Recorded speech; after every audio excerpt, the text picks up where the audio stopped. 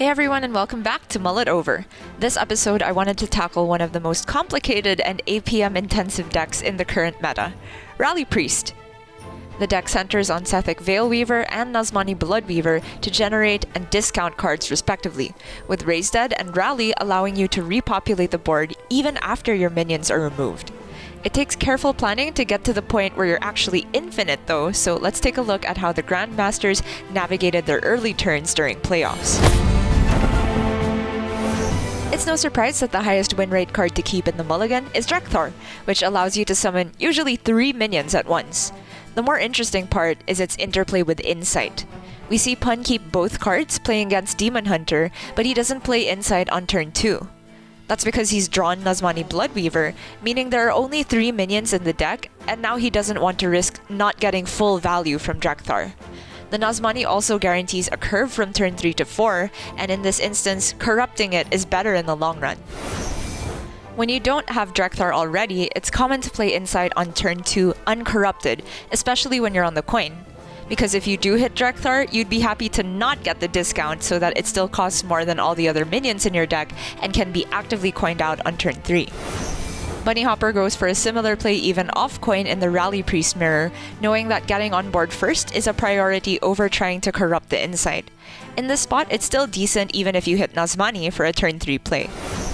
Sethic is also a very common keep, of course, as in most matchups you just throw it down on turn 2, and if they can't answer it, a follow-up Power Word Feast or Fortitude can put you far in the lead. However, in this instance versus Psycho's buff Paladin, Bunny chooses to play Thrive in the Shadows over Sethic on turn 2. With Psycho already having a 1-1 on board, Bunny's patience plays around a Hand of a Doll for the kill on Sethic, which would have given him a very slow turn 3. And if the Thrive picks up a targeted 1-cost spell, like Renew, Shadow Word Devour, or Holy Smite, he can instead play Sethic plus that spell on turn 3, and regenerate spells in hand for his Power Word Fortitude to be cheaper. This play bridges the gap to his Drekthor turn very nicely. I find Sethic is especially potent to keep in the Rally Priest mirror, where if you get it on board first and your opponent doesn't have exactly Holy Smite to kill it, following up with Power Word Feast can easily snowball into a huge advantage because you can take all the value trades. Perhaps the trickiest card to know when to keep is Palm Reading, which is always a keep for the Malagos version of Miracle Priest. For Rally Priest though, it depends on whether or not you need to get on board ASAP. I like keeping Palm when you have the time to set up a bigger Nazmani turn, like versus Quest Rogue sometimes. Pun keeps it and plays it over Nazmani on turn 3 because he would rather play Nazmani and copy it with Gift of Luminance all on the same turn against a deck that has plenty of single target removal. When it comes to the Kazakhstan Druid matchup though, the decision is a lot closer. If Bunny plays Palm Reading on turn 3, he can go Nazmani plus Fortitude on turn 4, and there's a much lower chance of it dying on the spot. However, it has a good chance of sticking as a 2-5 on turn 3 against Druid anyway, as Feral Rage and Moon-Touched Amulet only deal 4 damage. So Bunny plays it with the intention to go Palm Reading and Fortitude on the next turn, pushing damage more quickly and gaining more total discounts. It's not uncommon to toss Palm Reading altogether in aggressive matchups when you're certain to have a different 3-mana play. We see Pascoa mull it and keep Nazmani and Drekthor against Face Hunter, where he knows it's simply more efficient to play stats as soon as possible. It's a similar concept versus Beast Druid, where he tosses it in favor of Nazmani again, this time kept with Shadow Word Devour, which is a matchup-specific keep to help deal with tokens from Vibrant Squirrel, or maybe clean up the common low-health boards you would expect from Beast Druid after you take some value trades. He ends up curving Sethic into Nazmani into Drekthor, which is the ideal way to pan out every matchup as long as you don't draw another minion by turn 4. Okashinsuke, however, still keeps Palm Reading on the play against the same matchup, which also has its merits because he doesn't have a minion guaranteed, and it's one of the best cards to play on turn 3 outside of exactly Nazmani. Against Mozaki Mage, J4U keeps the next best thing to the 2-3 Drekthor curve, which is 2 into 3 into Rally, the Rally being conditional to having both of the dynamic duo readily available. Knowing Super Fake is likely to clear the minions as they are played on curve, the Rally is perfect to restock the board on turn 4 and exhaust most of Mage's removal.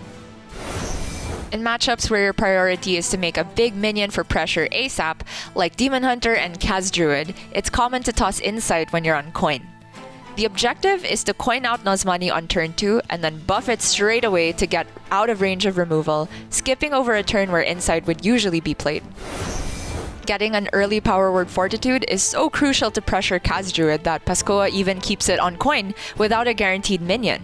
On turn 1, he has the option to coin Sethic and follow up with either second Sethic or Bless, but using the coin would likely make Fortitude unplayable for a few more turns, so he goes for the line of Sethic on 2 into Fortitude on 3. If there isn't a Lunar Eclipse for Fled, and there wasn't, this is an even bigger payoff for Pascoa as he can use Bless after the Fortitude health buff was applied. Against Face Hunter though, it makes sense for Fury Hunter to toss the Fortitude because he's keeping double Holy Smite for removal and expects to use them early, which means far too expensive of a Fortitude. With all these examples of Rally Priest going nuts and doing absolutely broken things, I thought I'd end the video with 2 scenarios where the deck falls apart just a little bit, and it's not just discounting Drekthar off of Insight. First, we have a very interesting turn 4 from Fury Hunter versus Jarl's Beast Druid. Fury plays Gift of Luminance on his Nazmani and misses a 3 out of 5 to discount a 2-mana spell, which would have expended his mana perfectly and allowed further discounts. Unfortunately, he cheapens Shadow Word Devour, which is too valuable of a resource to use to kill just one minion, so he ends the turn there.